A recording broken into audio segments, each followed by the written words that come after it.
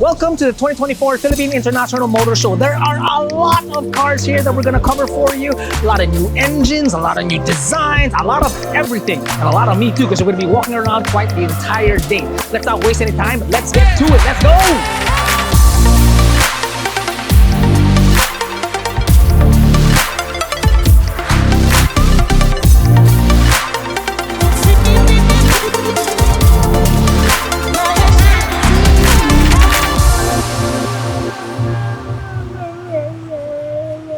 This is the Mazda MX-30 REV. Now, it's a range-extending EV, so there's still an internal combustion engine in there. But the beauty about it is that it's a rotary engine. Now, I know what you're thinking. Are they going to be selling this car immediately in the Philippines? Unfortunately, not. But if enough people show interest by commenting on this video below, they just might actually bring it in. The highlight of this particular booth during the show is actually these three cars right here. This, of course, is the Mazda 3, as everybody knows, and this is the Mazda CX-60, and the Miata is over there. Now, the beauty about these cars is they now contain AutoExe parts. Now, what this means is that they've beefed up these cars ever so slightly or ever so a lot, depending on the customer, how they want to customize these particular cars. Now, I asked, it is available for cars, or rather customers that have purchased these vehicles already in the Philippines. So if you want, head on over to the dealerships of Mazda. You can scan the QR code that's at the dealership on the cars itself, and then you can customize these cars in any which way form that you want. For instance, if you wanted to, say, for example, change the suspension, you can. All you gotta do is scan the QR code, tell them what you want, and bada bing, bada boom, it's done. And the beauty is that these parts have a 1-year warranty on them, and they don't void the 3-year warranty that you already have on your Mazda, so long as you bring it to the authorized dealers. Here at the Hyundai booth, they haven't actually launched anything new, but that doesn't mean that they don't have anything gorgeous to look at, such as the Tucson Hybrid and the Santa Fe Hybrid. Now, the Santa Fe we have a review of, but this is the hybrid version, and we want to get our hands on this as soon as possible to let you guys know if it really is as fuel efficient as we think it is. But the thing that we really want to get our hands on is the Tucson, because this too is a hybrid. Very, very interesting. There is also one more car that we've driven, technically, but not on Philippine roads, which is the Elantra N, in the beautiful color of N it is. Earl has driven this car, but not in the Philippines. We'll link out the video where he drives it somewhere down below. Isn't that right, Earl? There you go. This is the Chang'an Unity Midnight Edition. Now, midnight refers to really just black, but if you look closer, it's like it's got the galaxy inside this paint with nice bits and silver and blue and I don't know what. It's like candy. I want to lick it. It's got some nice and bits and bobs around the car too. Don't tread on me, Jack. Ooh, check out this highlight. Folks, this underneath this tarp is, no, I'm not allowed to do that, but it is the Hunter. It is the range-extending EV pickup truck of Chang'an. Now, if you want to learn more about this vehicle, we were given the opportunity to do a walk around this, although very quickly. The link is somewhere down below. This pickup truck, this truck right here, it's got a 1,000-kilometer range.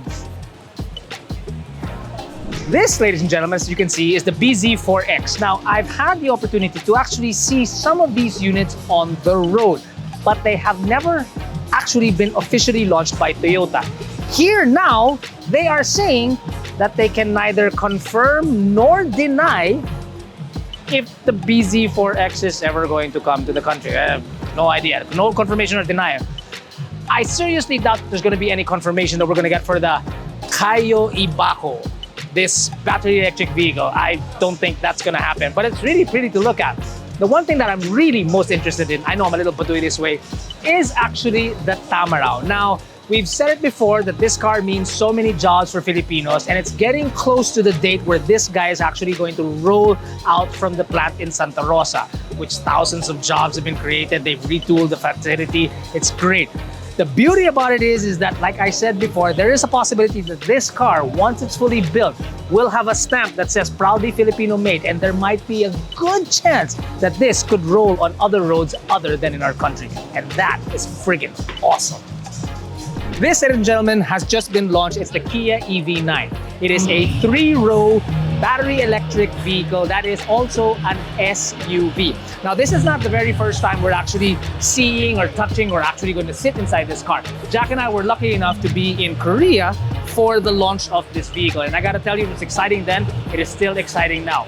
I'm telling you what's underneath. It is a twin motor that produces 380 horses, 700 newton meters of torque, mated to a 99.8 kilowatt hour battery. And because of that battery, it's got a range of 505 kilometers. The price, 5,888,000 Philippine pesos. And I gotta tell you, we cannot wait to get our hands on this vehicle, so I'm so excited. 3-row SUV, battery electric vehicle? Oh yeah, yeah.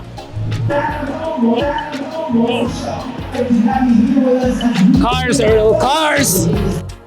The Honda Civics have never been, shall we say, gas guzzlers. Well, spoiler alert. Despite that, Honda has always made Civics that were quite frugal when it comes to fuel. This, on the other hand, takes it a step further because this RS is actually an HEV. It now has a naturally aspirated 2-liter engine, still made it to a CVT, but with the electric motor, it now produces 182 horses and 315 newton meters of torque. Let us know in the comments below if you think we should get our hands behind the wheel of this Honda. While the Ranger Raptor isn't exactly new news, so to speak, this particular one is most definitely new. All new really, especially what's underneath. Because this is the very first time in the Philippines that Ford is breaking out a Ranger Raptor with a V6 under the hood. And that V6 produces 392 horses and 587 newton meters of torque. And it's gasoline powered. And just to show you how big this thing is, look at it. I'm standing beside it now, and check this out. This is where Jack actually wants me to stand. I don't like Jack very much. Look at the size of this mamma jamma. Price for the all-new Ranger Raptor comes in at under 2,900,000 Philippine pesos, roughly about 2.888, something to that effect. What I want to know is, what do you think about that price? Is it warranted considering that it's a V6 gasoline powered? What do you think? What do you think? Let me think. Let me know. Let me think. You may have seen the Jetour T2 plying the Philippine roads, but you've never seen it dressed like this, to the nines and then some. Believe it or not, they call this one the Jetour T2 Terminator. Kinda apt, don't you think? Now, I'm not exactly sure if this car will break through walls, but I'm sure it can break some necks. Now, move on to the next one. Earl, come with me if you want to live. Not everything at the motor show is over the top. For instance, the Jetour X50. Is it the X50? Yes, I got it right. There's a lot of cars here. This is actually more of a proper car in the sense that it's available to the masses in terms of its price because it starts at just 988,000 Philippine pesos.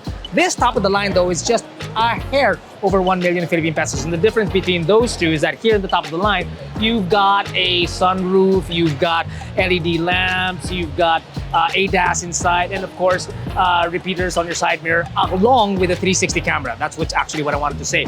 If you're probably wondering what's underneath, you do have a 1.5-liter gasoline engine. So yeah, not everything around here is uber exotic. You got some right choices too. This, ladies and gentlemen, is a complete shocker to us from MG. We have been at the gallery before, but we never even saw this at the gallery. We had no clue it was coming out here at the Philippine International Motor Show.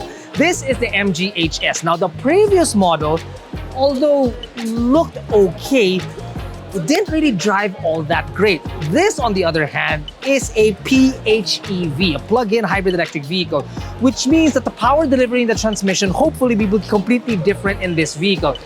The thing is, we don't know any specifications or prices for this car just yet. The test drives will happen soon, but I'm hoping, beyond all hope, my fingers are crossed, that this is a damn big step up from the previous one because I've got high hopes for them. This is the Suzuki EVX. Now, it's quite interesting because this is a full electric vehicle. Now, nothing technically in Suzuki's lineup is a full electric vehicle. So this is them dipping their toes into that field. And what's interesting about it is that nothing of their current lineup looks anything really like this. So it would be interesting to see if this design language will eventually trickle down into some of their more common vehicles. That's gonna be something to watch. Oh, I forgot to tell you that this is, by the way, a concept. Concept or not though, here's the cool thing. We have our fingers crossed because Suzuki plans to have this out by 2025. Don't plan it, just do it. Seriously. This is one of the unreleased versions in the Suzuki booth of the Jimny. This is the 5-door Jimny, you've got the 3-door Jimny, and it is the Rhino edition. The differences being is that you've got decals up front and on the side. You also have mud flaps, but the big difference is that the side skirt and the front bumper are all different. So essentially, it's just an exterior package. Everything else inside and what's under the hood, still the same. Still nice to look at though. I almost forgot that the badge at the back and this is quite different. It's a hippopotamus. Oh my God, it's written right there. Here over on the Isuzu booth, they're showcasing the DMAX, the 4x4 DMAX, not because it's new or facelifted or anything like that, but it's got a new locking differential. But what really caught our eye is this right here. This DMAX has been beefed up by Joel of Overland Kings. They changed the front bumper, they changed the suspension, they put new tires on this thing. But this thing is like the epitome of man cave on wheels, because this is the wheels and that right there is the man cave. It's not mounted onto the car. You can actually just make it salpak and go where you need to go. Joel took me around on a tour and this is trippy. Although, however majestic this thing is, my wife's idea still of glamping is going to a hotel and ordering room service. I'm never gonna get it around. On to something a little bit more serious. This is the N Series truck from Isuzu, something that everybody knows because it flies all around the Philippines. But this concept vehicle is an all-electric vehicle. Check this out. Battery, 20 kilowatt hour battery, CHAdeMO rapid charging, another 20 kilowatt battery there. It's got a total of 90 kilowatt power and 370 Newton meters of torque. This, for me, speaks a lot because, well, when it comes to commercial vehicles, and if you can electrify that, it really, really helps because these guys are the ones that really ply the roads more than you and I. And if you can cut down on the pollution on that, it's just wonderful. Really, really wonderful. At the Mitsubishi booth at PIMS, you've got the usual suspects. You've got the Triton over there, which we do have a review on. I even jumped over some things that Jack and I were trying doing something silly. There's also the X-Force, which we have a walk around on. We don't have a review on that yet, but we will eventually. But the star of the show is this, the DST concept. This is a 3-row SUV that's slated to come out in about 2025, whether it's in concept or in real form just yet. So when this launches, it should be in the same area as, let's say, the Pajero and my Montero. So my Montero could actually look like this in 2025. How I wish my Montero would look like this. That's not how it works, right? You know, there's a possibility. There's a possibility that it might look that way. Just give it to me, Jack. You're such a party pooper. Like your car will just evolve into this? You are a Debbie Downer. It's already raining cats and dogs outside. Do you have to do this now? The Nissan booth sports 4 cars, the most of all that was launched in the show. The first one that I want to talk about is the X-Trail. The X-Trail you do know, but this is the X-Trail e-Power. Now, if you're familiar with the many videos that we have of the Kicks, it's roughly the same principle, which is you've got an internal combustion engine that charges the batteries, which then moves the motors and so on and so forth, right? You get that. But in this case, this is a 4-cylinder, and Jack actually drove it in Japan. And he said that the power is great and it's a heck of a lot smoother because, after all, it is a 4-cylinder. Next up is the Nissan Magnite. Basically the smallest launch of this particular bunch right here. This car will go up against the likes of the Raze and the Sonnet. It's got a turbocharged engine and a CVT. Now, it has been launched in other markets. As you can tell, it's a right-hand drive here. The question is, if it ever reaches our shores, do you think that's a comparator that we should do? Man, I think so. I think so. I think so.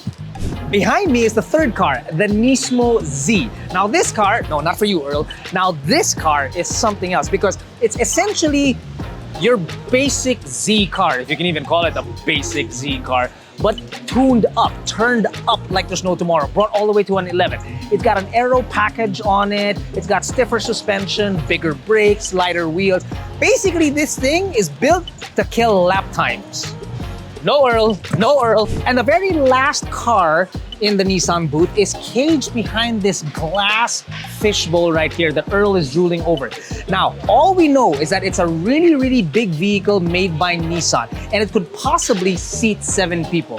What exactly it is, we're not too sure, but we'll definitely be on patrol to make sure that you are well informed. How much clearer could I be? And that'll do it from the 2024 Philippine International Motor Show. It's been a long day. We started out when it was still dark, raining the whole day. Now it's dark inside and they're actually starting to kick us out. So if you don't mind, we're gonna get out of here. Thanks for joining us. Stay safe, take care. We hope to see you soon. Who's driving, by the way? I'm not driving. Jack, you're driving. Why am I driving? I'm the one. I was holding the camera all day. My arms hurt. So drive with your other hand. Wow. It's an automatic. It's an automatic, but your car doesn't even have ADAS. Wow, Just this guy is because so his car is spoiled. old, no? Wow. Maybe it's time to buy a new car. You know, you need to respect your elders. Like my car. Well, we go outside and we get a canoe to get home. Home? Yeah. Wait, we still have FIPS. Now? We're gonna do that right now? Are you kidding me? Are you kidding me? It's not his Are you really kidding? It's not his fault. It's not his fault. Febs, are you serious?